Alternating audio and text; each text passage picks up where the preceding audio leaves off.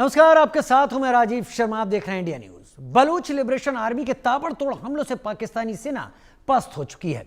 पाक सेना के जवान इन हमलों के सामने बेबस और लाचार नजर आ रहे हैं। बलूच विद्रोहियों के हालिया हमलों ने पाकिस्तान आर्मी के लिए सुरक्षा की गंभीर चुनौती खड़ी की है। बीएलए ने उनके लड़ाकों ने कलात के मोरगंड इलाके में दुश्मन सेना के जवानों पर घात लगाकर हमला किया, जिसमें 2 की मौत हुई। इसी इलाके में एक दूसरे अभियान में इन स्वतंत्रता सेनानियों ने एक स्नाइपर हमले में पाकिस्तानी जवान को मौत के घाट उतार दिया। यह पाकिस्तानी जवान एक चौकी में तैनात था। बीएलए लगातार पाकिस्तानी फौज को निशाना बना रही है। पाक सेना पर हुए इन हमलों ने आर्मी चीफ मुनीर के होश फाख्ता किए हुए हैं। यह खास रिपोर्ट देखिए। बलूच हुए और खूंखार, मुनीर सेना पर भीषण वार। बीएलए ने प्लान बनाया, दहशत गर्दों को मिट्टी में मिलाया। आर पार के मूड में बलूच लिबरेशन आर्मी। पाकिस्तान के बलूचिस्तान प्रांत में सेना और अलगाववादी विद्रोही गुटों के बीच तनाव खतरनाक स्तर पर पहुंच रहा है। बीएलए के ताबड़तोड़ हमलों से पाकिस्तानी सेना पस्त हो गई है।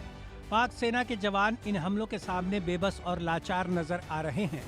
बीएलए के स्वतंत्रता सेनानियों ने कलात और खुजदार में पाकिस्तानी सेना के जवानों को निशाना बनाते हुए 5 अलग अलग हमले किए। पहले बलूच लिबरेशन आर्मी ने कलात के शेखारी इलाके में आईईडी से एक दुश्मन सैन्य ट्रक को निशाना बनाया, जिसमें पाकिस्तानी फौज के 4 जवानों की मौके पर ही मौत हो गई और 3 घायल हो गए। काफिले के वाहन के बुरी तरह परखच्चे उड़ गए।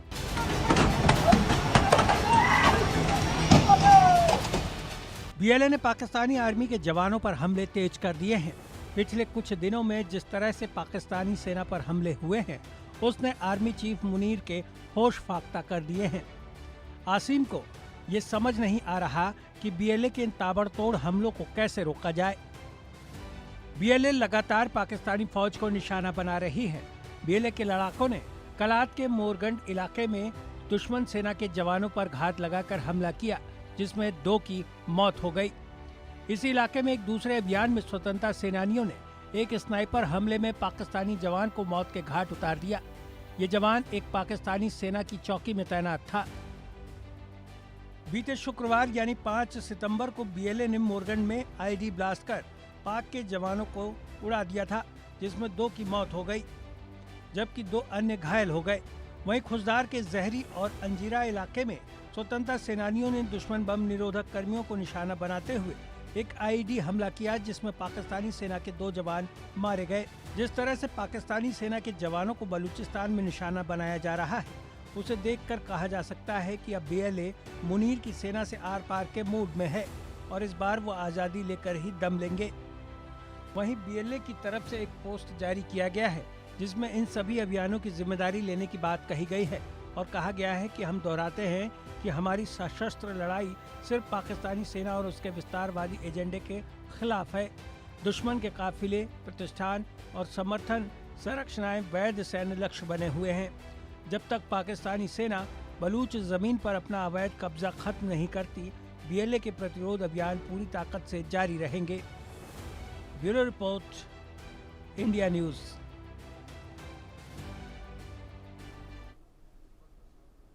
बलूचिस्तान में जो कुछ भी हो रहा है वो तस्वीरें पूरी दुनिया के सामने जा रही हैं और दुनिया अपने हिसाब से बलूचिस्तान से आ रही इन तस्वीरों को देख रही है। मेरे साथ 2 खास मेहमान जुड़े हुए हैं। Vijay Sardana international affairs expert मेरे साथ जुड़े हुए हैं और मेहरान मर्री मेरे साथ एक्टिविस्ट हैं, जो कि यूएन यूके में बलूचिस्तान की आवाज़ बन के उभरते हैं। मेहरान मर्री, शुरुआत में आपसे करूँगा। एक बड़ा अच्छा बयान सामने आया है इन्हीं बलोच महिलाओं का, बलोच विमेन का, और उन्होंने कहा है कि अगर पाकिस्तान ये समझता है कि वो हमें कैसे मारेगा, कब मारेगा, तो ये भी तय करने वाले हम हैं कि हम कहां पर किस तरीके से अपनी शहादत देंगे। ये बहुत छोटा सेंटेंस हो सकता है, लेकिन इसकी ताकत बेजोड़ है जो पाकिस्तान को समझ में नहीं आ रही है। मेहरान मर्री, आपका पड़ोसी स्टेट पाकिस्तान जो बलूचिस्तान में ये सारे जुल्म सितम कर रहा है, उसको बीएलए ने जो पिछले 24 घंटों में जख्म दिए हैं, क्या उसे समझ में आ रहे हैं या आपको लगता है कि अभी तो ये शुरुआत है, अभी तो ये अंगड़ाई है? जी जी बिल्कुल, आपने पड़ोसी से रखा। जैसे आपने देखा हमारे पड़ोसी स्टेट अफगानिस्तान ने अपने दुश्मनों को कैसा मारा और कैसे भगाया, बलोच भी तकरीबन उसी फुटप्रिंट पे चल रहे हैं जो आजकल नजर आ रहा है, जो तरीकाकार बलोचों ने इख्तियार किया है कि फॉरेन इन्वेडिंग आर्मी को वहां से भगाने का कैसा मंसूबाबंदी किया जा रहा है। अभी नजर वैसे ही आ रहा है, बिल्कुल वही अफगानिस्तान के तरीकाकार पे चल रहा है और काफी सक्सेसफुल स्ट्रेटजी है। अफगानिस्तान में आपने देखा कभी भी कोई फॉरेन एनिमी टिक नहीं सका। तो मेरे ख्याल में इस तरीका कार से होपफुली कि हम भी अपने दुश्मन को भगा देंगे अपने मुल्क से। वाकई आप भी दुश्मन को अपने मुल्क से भगा देंगे, लेकिन ये केवल उम्मीद ही नहीं। बीएलए क्या करना चाहता है, बीएलए को कहां दिक्कतें आ रही हैं मेहरान मर्री, बीएलए की ज़रूरतें क्या हैं? क्योंकि लड़ाई किसी छोटे एक ऑर्गेनाइजेशन के खिलाफ नहीं है, ये एक रोग स्टेट है जो आपका पड़ोसी स्टेट है, और इसका काम ही यही है कि दूसरों को तंग करना और उनको घाव देना। जी बिल्कुल, ये काफी मुश्किल जंग है कि हम विक्टिम्स है स्टेट टेररिज्म के। सेवेंथ लार्जेस्ट आर्मी जो इस मुल्क पे, एक नाजायज मुल्क और उसका नाजायज आर्मी हम पे फुल फ्लेज मिलिट्री ऑपरेशन कर रहा है, मतलब विदाउट मतलब नो होल्ड्स बार्ड। वो जेट भी इस्तेमाल हो रहा है, हेलीकॉप्टर भी और रेगुलर आर्मी भी हो रहा है, अपने मर्सनरीज भी हो रहे हैं, डेथ स्क्वाड्स भी, मतलब फुल मशीनरी बलूचिस्तान के खिलाफ इस्तेमाल हो रहा है और बलूचिस्तान को कॉर्डन ऑफ कर दिया दुनिया से। मेहरान मर्री, तो अंदर से क्या खबरें आ रही हैं? पाकिस्तान ने टैंक्स उतार दिए, पाकिस्तान हेलीकॉप्टर ले आया, पाकिस्तान बहुत कुछ ऐसा असलहा वहां पर ले आया है जो अगर पाकिस्तान कहता है कि हमारा हिस्सा है तो इतने अंदर ये चीजें उतारी नहीं जाती हैं। ये वहीं उतारी जाती हैं जब बॉर्डर का इलाका होता है। जुल्म बढ़ने वाला है। जहां तक बात करें खुजदार की, खुजदार के जारी में ही सबसे पहले झंडा फहराया है आप लोगों ने सिंध से लगे इलाके में। जी, एक चीज का जो हमको खतरा, और मैं बिल्कुल इधर वाजे करना चाहूंगा आपके लिसनर्स के लिए कि हमको अभी खतरा हो रहा है कि अभी केमिकल वेपन्स भी यूज करेंगे बलूचिस्तान में। सीरी ये काफी हवास बाख्ता हो चुके हैं, अपना रेगुलर आर्मी जेट और टैंक से इनका कंट्रोल नहीं हो रहा है बलूचिस्तान। सो केमिकल वेपन्स का खदशा है हमको कि नापाक आर्मी शायद इस्तेमाल करे बलूचिस्तान में। और इंटरनेशनल कम्युनिटी को इसका बिल्कुल नोटिस लेना होगा और जहन में रखना होगा कि they can do this. Vijay Sardana sir, आपका रुख कर लेता हूं, इंटरनेशनल अफेयर्स एक्सपर्ट हैं आप। विजय सरदाना जी, बड़ा अजीब मुझे लगा कल के दिन की मुझे बात जो पता चली। यूनाइटेड नेशंस ने नेपाल में जो कुछ हुआ है उसको लेकर बयान इशू किया और कहा कि हम लगातार नज़र रख रहे हैं, हमें पता है वहाँ पर क्या हो रहा है, हमें पता है वहाँ पर पॉलिटिकल एक्टिविस्ट के साथ क्या हुआ है, हमें पता है वहाँ लोगों के साथ क्या हुआ है, हालात कैसे हैं।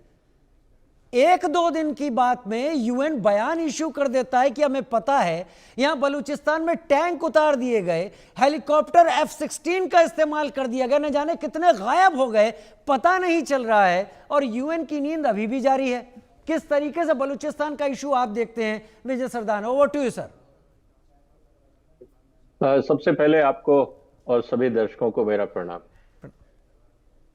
देखिए, जहां तक बात है पाकिस्तान और बलूचिस्तान के बीच में संघर्ष की, इसके इतिहास पे थोड़ी सी नजर डालने की जरूरी है।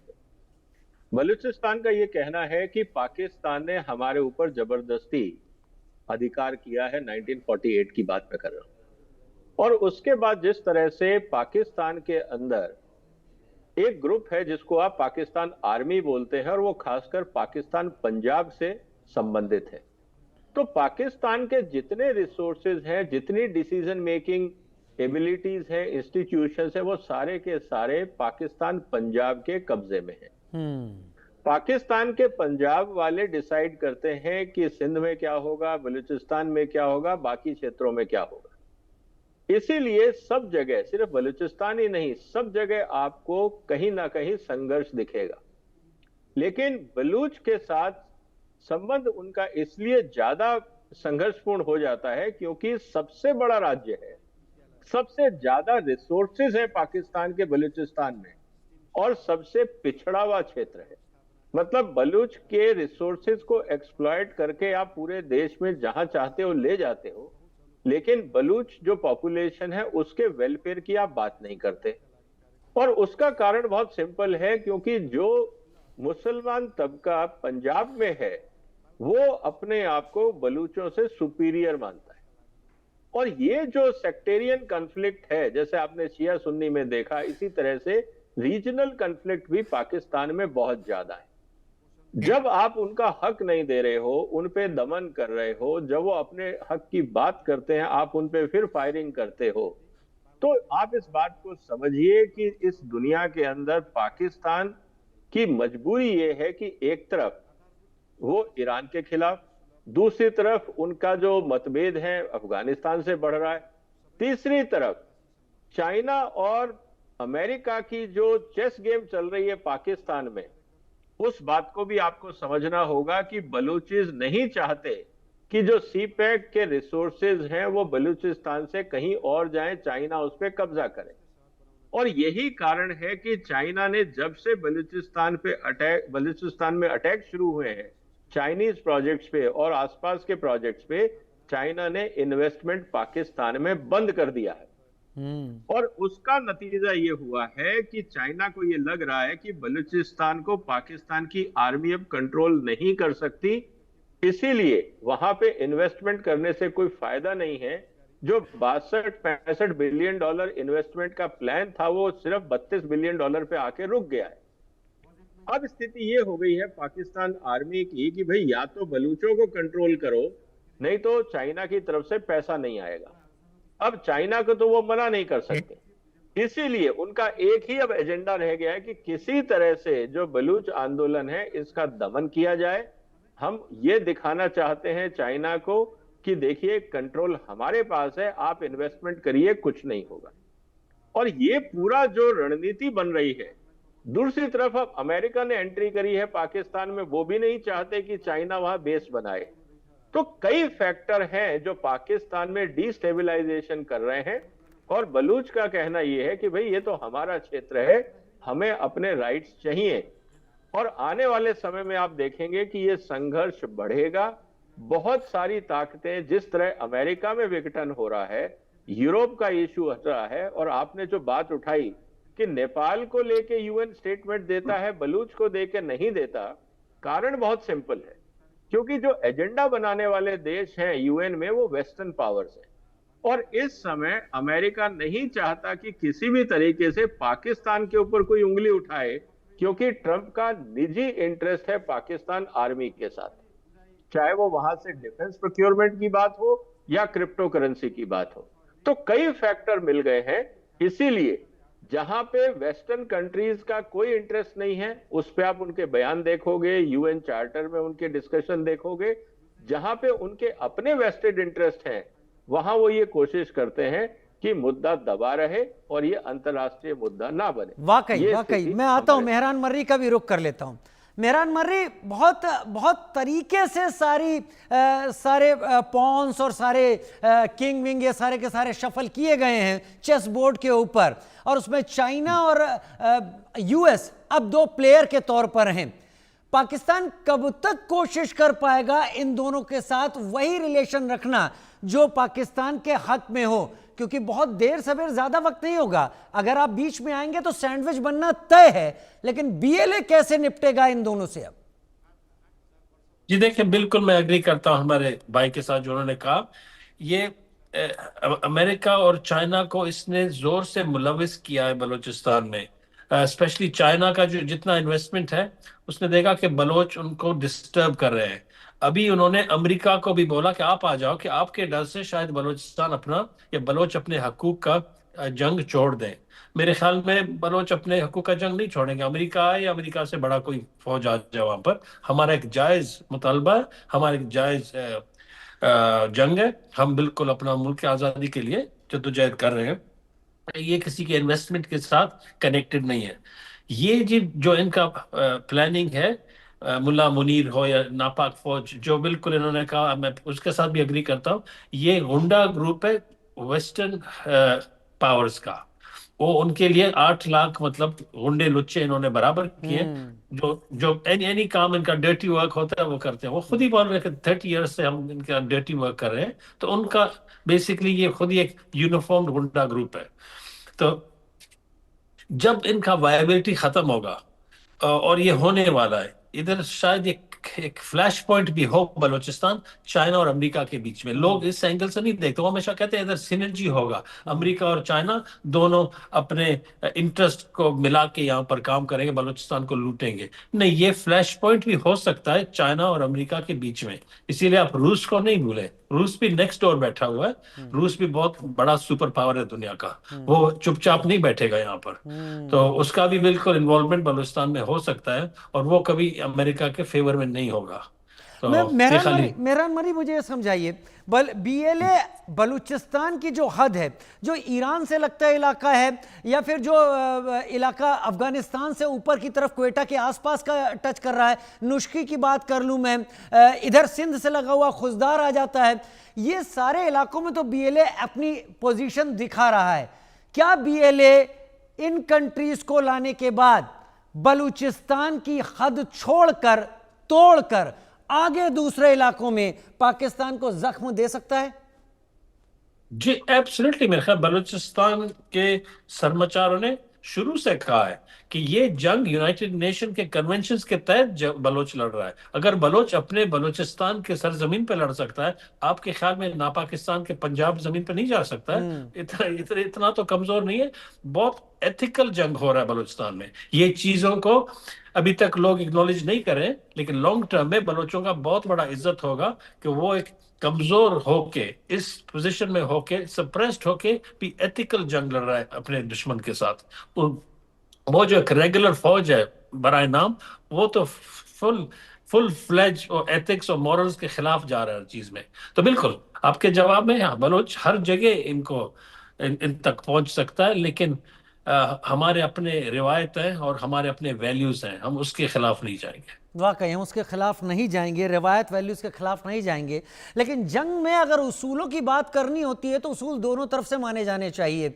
ये उसूल दूसरी तरफ से तो कतई नहीं माने जा रहे हैं। आपको इस बात का भी डर है कि पाकिस्तान ऐसा कदम उठा सकता है कि खाना, पानी, इन ज़रूरी चीज़ों की सप्लाई बलूचिस्तान में रुकवा दे आप लोग को दबाने के लिए? एब्सोल्युटली। जिन्होंने तो अफगानिस्तान का बॉर्डर और ईरान का बॉर्डर बहुत वक्त बंद किया, और ये बिल्कुल गाजा वाला, मैं हमेशा कहता हूं, ये गाजा वाला सिनारियो बलूचिस्तान में बना रहे हैं। अभी तक लोगों को सप्रेस किया है, एक आयरन कर्टन के पीछे सब रह रहे हैं। बिल्कुल हो सकता है कि अनकरीब ये बिल्कुल सप्लाई लाइंस को, सब कुछ को बंद करें, और उधर केमिकल वेपन्स का यूज का भी हमको खदशा है कि शायद उस टाइम करें। विजय सर, क्यों नहीं बलूचिस्तान का मुद्दा आगे बढ़ पा रहा? सभी जानते हैं कि बलूचिस्तान एक आज़ाद मुल्क था। सबसे पहले 11 अगस्त को बलूचिस्तान आज़ाद हुआ था, 14 अगस्त के दिन पाकिस्तान और 15 अगस्त के दिन भारत आज़ाद हुआ था। एक लंबे वक्त तक, करीब 227-250 दिनों के करीब बलूचिस्तान आज़ाद हुआ। फिर जिन्ना ने फौज भिजवा के बलूचिस्तान के ऊपर कब्जा कर लिया। मुश्किलें क्या है? क्या अमेरिका के इंटरेस्ट, चीन के इंटरेस्ट, ये सारे बलूचिस्तान के मुद्दे को आगे नहीं बढ़ने दे रहे, या फिर और कुछ आपको लगता है कि बलूचिस्तान अपनी आज़ादी क्यों नहीं हासिल कर पा रहा? देखिए, पाकिस्तान का जो क्रिएशन हुआ है उसमें आपको देखना पड़ेगा कि उसका बेस क्या है। पंजाब का हिस्सा, कश्मीर का हिस्सा, गुजरात राजस्थान का हिस्सा और बलूचिस्तान पे कब्जा। बलूचिस्तान आज पाकिस्तान का करीब 44% एरिया है। सबसे ज्यादा नेचुरल रिसोर्सेज अगर कहीं है तो वो बलूचिस्तान में है। तो अगर पाकिस्तान बलूचिस्तान को छोड़ देता है तो पाकिस्तान का अस्तित्व कुछ बचता ही नहीं है, क्योंकि नेचुरल रिसोर्सेज उनके पास रहेंगे नहीं, सिर्फ एग्रीकल्चर रहेगा। और जहां तक बात है स्ट्रेटेजिक पॉइंट ऑफ व्यू से, जो डेप्थ आपको चाहिए वो पाकिस्तान के पास नहीं है। अगर आज आप भारत की सीमा से 200 किलोमीटर वाली मिसाइल भी अगर आप छोड़ते हैं तो बलूचिस्तान में जाके ही गिरेगी। पाकिस्तान का पूरा बीच का हिस्सा अंडर कवर है। कहने का मतलब यह है कि फिर पाकिस्तान की स्ट्रेटेजिक सिग्निफिकेंस बहुत हद तक खत्म हो जाएगी। फिर उसमें ना अमेरिका को इंटरेस्ट रहेगा ना चाइना को, क्योंकि आज हो क्या रहा है, बलूचिस्तान का झगड़ा क्यों चल रहा है और क्यों वहां पे आसानी से काम नहीं होगा, क्योंकि अगर अमेरिका वहां पे बैठता है आके तो चाइना को जो नेचुरल रिसोर्सेज चाहिए वो नहीं मिलेंगे, जो ग्वादर पोर्ट का एक्सेस चाहिए वो नहीं मिलेगा, तो चाइना का पूरा गेम प्लान डिस्टेबलाइज होता है। और अगर अमेरिका वहां आके बैठता है तो उसके लिए खतरा ये है, उसमें सबसे बड़ा खतरा है ईरान को। ईरान ये कहेगा कि भाई अब अमेरिका खुद अपना बेस पाकिस्तान पे बैठ के बना रहा है, तो जब भी कभी ईरान के साथ तो जंग की संभावनाएं हमेशा रहेंगी। तो उस स्थिति में ईरान को आप चारों तरफ से घेरने का प्रयास कर रहे हैं। तो इसीलिए वहां पे अमेरिकन फोर्सेस ना टिके, इसीलिए ईरान का भी इंटरेस्ट है कि बलूचिस्तान में ना तो चाइना आए ना अमेरिका आए। ईरान चाहेगा कि ये पूरा सपोर्ट जो मूवमेंट है हम उसको सपोर्ट करें। अदरवाइज आप समझिए कि जो हथियार आ रहे हैं, रिसोर्सेज आ रहे हैं, वो कहां से आ रहे हैं। और तीसरी तरफ मुद्दा है आपका अफगानिस्तान। अफगानिस्तान अपनी आइडेंटिटी के लिए लड़ रहा है, बलूचिस्तान अपनी आइडेंटिटी के लिए लड़ रहा है, और दोनों को जो समस्या है वो पाकिस्तान से है। और अगर मान लीजिए पाकिस्तान ने बलूचिस्तान को लिबरेट कर दिया और बलूचिस्तान और अफगानिस्तान मिल गए, तो पाकिस्तान सैंडविच बन जाएगा, एक तरफ इंडिया, दूसरी तरफ बलूचिस्तान, अफगानिस्तान का दबाव, पाकिस्तान के एग्जिस्टेंस पे सवाल आ जाएगा। और तीसरी तरफ जो इंपॉर्टेंट मुद्दा है, रशिया भी नहीं चाहेगा कि अमेरिकन फोर्सेस पाकिस्तान में बेस बनाएं। तो जब तक यहां पे डिस्टेबलाइजेशन रहेगा, अमेरिकन सरकार के लिए मुश्किलें रहेंगी। तो कहने का मतलब है कि कई सारे हित हैं इसमें और कई इश्यूज हैं, इसीलिए ये आने वाले समय में डिस्टेबलाइज रहेगा। रही बात कि भाई पाकिस्तान आर्मी और बलूची के बीच में, तो जहां तक बात है बलूचिस्तान की, मुझे नहीं लगता कि वो डायरेक्ट अटैक करेंगे पाकिस्तान पे या आर्मी के आमने सामने। वो गुरिल्ला वॉरफेयर में अपने आप को तैयार करेंगे। आपको क्या करना है, पाकिस्तान की फौज के नुकसान बढ़ाने हैं, खर्चे बढ़ाने हैं। तो थ्रू आउट हाईवे, जो आपका सीपेक हाईवे है, आज स्थिति यह है कि अगर आपने हर 100 किलोमीटर पे भी एक आधा ट्रक हर हफ्ते उड़ा दिया, तो पाकिस्तान के लिए समझिए कितनी बड़ी समस्या हो जाएगी। बहुत बड़ी मुश्किल होगी। तो आप चारों तरफ से कॉर्डन ऑफ करोगे, आर्मी का मूवमेंट करोगे, जितना वहां ये बात तो तय है कि पाकिस्तान नाम का ये रोग स्टेट अपने हमसाए, अपने दूसरे स्टेट बलूचिस्तान के ऊपर कब्जा करके बैठा हुआ है, और उसी से पाकिस्तान की स्ट्रेटेजिक डेप्थ बनती है, जिससे वो भारत के खिलाफ कहता है कि हमारे पास इतनी स्ट्रेटेजिक डेप्थ है। लेकिन बलूचिस्तान जो कुछ कर रहा है, जैसा आपने कहा, सीपेक को निशाना बीएलए बना रहा है। सीपेक को लेकर चीन नाराज है, चीन ने आगे पैसे देने से इनकार कर दिया है, और अमेरिका का आना यहां पर एक ऐसी चिंगारी को पैदा कर रहा है जिसका असल फायदा बलूच लोगों के घरों में रोशनी के तौर पर दिखाई पड़ रहा है। बहुत शुक्रिया मेहरान मर्री, आपका मेरे साथ जुड़ने के लिए, और सर आपका भी मेरे साथ जुड़ने के लिए। और आगे बढ़ते हैं कुछ अहम खबरों की तरफ।